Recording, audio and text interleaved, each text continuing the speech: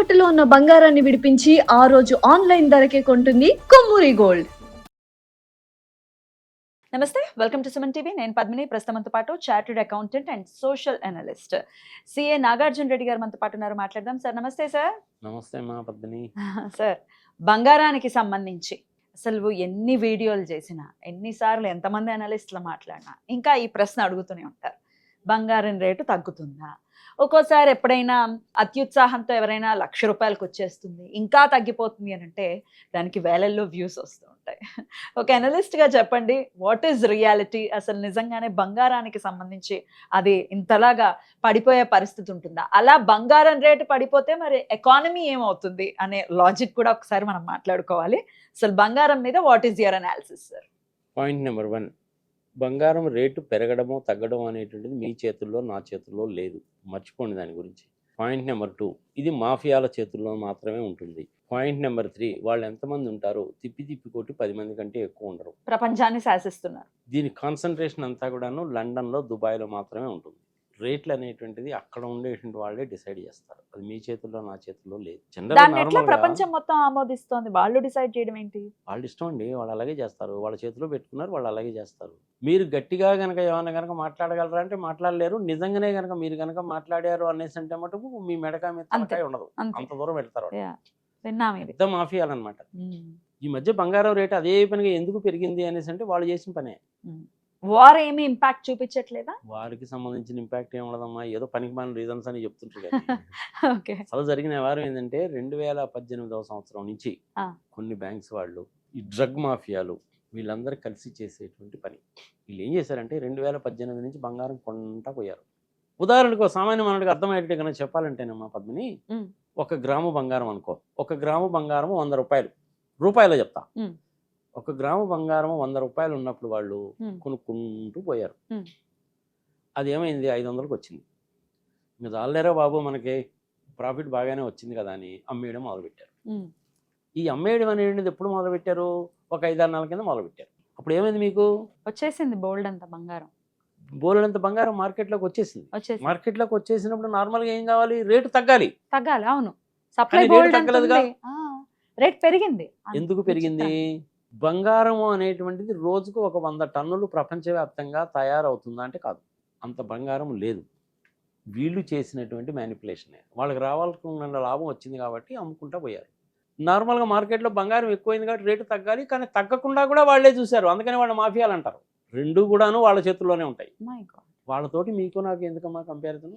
నేను రోజు షాపింగ్కి వెళ్ళి బంగారం కొనుక్కుంటావా? అది పెరిగితే నీకెందుకు, పెరగకపోతే నీకెందుకు? ఏదో పెళ్లి పబ్బం వచ్చింది, ఒక ఆడపిల్ల పుట్టింది, గృహప్రవేశం ఏదైనా జరుగుతుంది, ఇంకేదైనా కార్యక్రమం ఏదైనా ఉంది, ఆడపిల్లకి పెళ్లి చేస్తున్నారు, ఏదో ఒక 100 గ్రాములు బంగారం పెడతామండి అన్నారు. 90 గ్రాములు మీ దగ్గర ఉంది, మిగిలిన 10 గ్రాములు కొనుక్కోండి, పెట్టుకోండి, ఇర్రెస్పెక్టివ్ ఆఫ్ ద రేట్. మీకేం సంబంధం? రోజు మీరు నేను బంగారం కొన్నావా? ఫర్ యువర్ ఇన్ఫర్మేషన్, నేను బంగారం కొని more than 2 years అవుతుంది. అవసరమైందమ్మా, నీకు నాకు అవసరమైంది. నీకేమైనా అవసరం ఉందేమో, నాకైతే లేదు. మేమైతే కొనుక్కోలేదు. ఇన్వెస్ట్ చేయాలనుకునే పాయింట్ చెప్పండి సార్. నేను ఇన్వెస్ట్ చేయాలనుకుంటున్నా 5 లక్షల బంగారం అనుకోండి. ఇప్పుడు అలాంటి పని చేయకండి, చేయొద్దాం, అస్సలు అవసరం లేదు. మరి బంగారం ఎప్పుడు తగ్గుతుంది చెప్పలేము, మళ్ళీ పెరుగుతుందా చెప్పలేము. ఎందుకు చెప్పలేరండి నాగార్జున రెడ్డి గారు? నేను అంత మేధావిని కాదు, నేను ఆ మాఫియా గ్రూప్ లో నేను మెంబర్ని అంతకంటే కాదు. అక్కడ లండన్ లో కూర్చొని ఈ రోజు 10 గ్రాముల బంగారం విలువ, 10 గ్రాముల బంగారం విలువ ఈ రోజు 1,55,000 నిర్ణయిస్తాడు. అంతే, అయిపోయింది, ఫిక్స్. వాడు ఎట్లా నిర్ణయిస్తాడు? వాడికి ఆ రోజు పొద్దున లేచి అలా అనిపించింది అన్నాడు, అంతే. అందుకని వాడిని మాఫియాలు అంటారు. అలా కాకుండా వాడు ఆ రోజు పొద్దున్నే లేచి అబ్బా వచ్చినంత వరకు లాభం చాలే, తగ్గించు, ఇవాళ 10 గ్రాములు 1,30,000 అన్నాడు అనుకో, 1,30,000 అవుద్ది. అది నీ చేతిలో నా చేతిలో ఉండదు. మోడీ గారు లేకపోతే ట్రంప్ గారు చెప్తే ఎనరో. సో ఇన్సైన్ సార్ అసలు. ఇది దానికి సంబంధించిన అసలు వ్యవహారము. అప్పు చేసి బంగారము కొనకండి, పెరిగినా తగ్గినా మీకు సంబంధం లేదు. ఇదంతా కూడాను కొంతమంది చేతుల్లోనే ఉంది. వాళ్ళు పెద్ద మాఫియాలు, ఆ మాఫియాల చేతుల్లో మీరు పడకండి. అప్పు చేసి బంగారం కొనడం అనేటువంటిది అసలు చేయకండి. మీ దగ్గరున్న బంగారాన్ని అత్యవసర పరిస్థితుల్లో ఉపయోగించుకోండి, దాని వాల్యూ కట్టుకోండి. అబ్బా ఇంత ఉంది అని చెప్పి అనుకోండి. కానీ ఎప్పుడు ఉపయోగించుకోవాలి మీరు దాన్ని? ఒక ఇల్లు కట్టుకోవడానికో, ఒక పెళ్లి చేయడానికో, అట్లాంటి వాటికి మాత్రమే ఉపయోగించకండి. మీ పిల్లల్ని ఎక్కడన్నా అమెరికానో లేకపోతే కెనడానో చదువు కోసం పంపించాలి. బంగారాన్ని అమ్మకండి, బంగారాన్ని తాకట్టు పెట్టండి. ఆర్బీఐ వాళ్ళ కొత్త గైడ్ లైన్స్ వచ్చినాయి, 85% ఇస్తున్నారు కదా. అలాంటప్పుడు బంగారాన్ని ఉపయోగించుకోండి. ఉమ్, తాకట్టు పెట్టండి, అమ్మకండి. Um, point number 1. Um. Government of India వాళ్ళు కూడాను మనకు డాలర్లు తగ్గితే డాలర్లు లేవు అంటే 15 రోజులకు మించి మన దగ్గర డాలర్లు లేవమ్మా, ఆయిల్ కానీ ఇంకోటి కానీ కొనుక్కోవడానికి. అలాంటి పరిస్థితుల్లో మనము 300 టన్నుల బంగారం బ్యాంకులో తాకట్టు పెట్టి డబ్బులు తెచ్చుకున్నాం.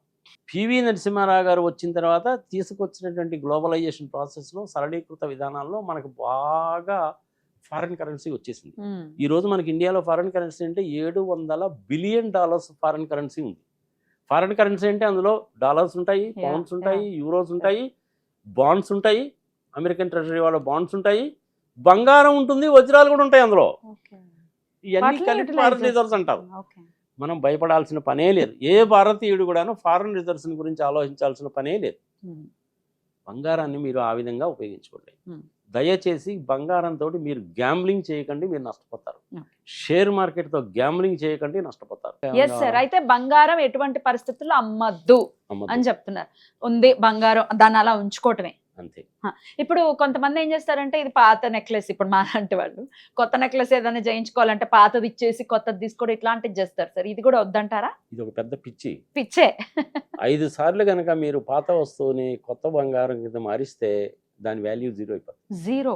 15% తరుగు అని చెప్పి అంటున్నారు కదమ్మా. అంతే అయిపోయింది. మరి అయిపోయింది కదా. 5-6 సార్లు కనుక మీరు కనుక మార్చారంటే దాని వాల్యూ 0 అయిపోతుంది. పిచ్చి పని కదా అది. కొత్త రకాలైన డిజైన్స్ అనేటువంటిది ఎప్పుడు వస్తూనే ఉంటాయి, కాదని చెప్పి నేను అనలేదు. పాతది వేసుకుంటే నిన్ను ఎవరన్నా తిడతారా, కొడతారా, లేకపోతే నీ మీద మొహం మీద ఏమైనా నవ్వుతారా? నవ్వినా నాకేంటండి, నా బంగారం నాకు ఇంపార్టెంట్, అంతవరకే. పాత బంగారాన్ని కరిగించి దానికి ఇంకొంచెం బంగారం యాడ్ చేసి కొత్త వస్తువు తీసుకోండి. ఒక 5-6 సంవత్సరాల్లో, 2 సంవత్సరాల్లో మళ్ళీ దాని వెరైటీ మారిపోద్ది. 6 నెలలకు ఒకసారి సెల్ ఫోన్లు కొత్తగా వస్తాయని పాత సెల్ ఫోన్ తీసి పడేసి కొత్త సెల్ ఫోన్ కొంటారా ఏంటి? అలాంటి పనులు చేయకండి. ఎవడైనా సరే బంగారం షాప్లోకి వెళ్ళినప్పుడు తూకం ఎంచుకున్నప్పుడు 10% కంటే ఎక్కువ కనుక తరుగు అంటే ఇమ్మీడియట్ గా షాపులో నుంచి బయటకు వెళ్ళిపోవాలి. 10% మించి పెట్టద్దు తరుగు మీద. డెఫినెట్ గా తరుగుపోతుంది, ఎంతో కొంత తరుగు ఉంటుంది. కానీ 15% 20% తరుగు మటుకు ఉండదు, అది పచ్చి మోసం. Okay, right sir. చాలా బ్యూటిఫుల్ గా ఎక్స్ప్లెయిన్ చేస్తారు. అంటే ఖచ్చితంగా సామాన్యులకు అర్థం కావాలి ఏం చేయాలి, బంగారం విషయానికి సంబంధించి మనం ఆలోచించాలా ఆలోచించకూడదా అనేది చాలా సరళంగా తెలియజేశారు. కృతజ్ఞతలు. ఒకే ఒక సెంటెన్స్ లో చెప్పాలంటే మాఫియా గ్యాంగుల చేతిలో పడద్దు. మీ దగ్గర ఉన్న బంగారాన్ని అలాగే ఉంచుకోండి. బంగారం కొనాలి, రోజుకో గ్రామ్ కొనాలంటే పిచ్చి ఆలోచన మానేయండి. అప్పు చేసి అసలు కొనబాకండి. Right, beautiful explain sir. Thank you so very much. నమస్తే సార్. నమస్తే.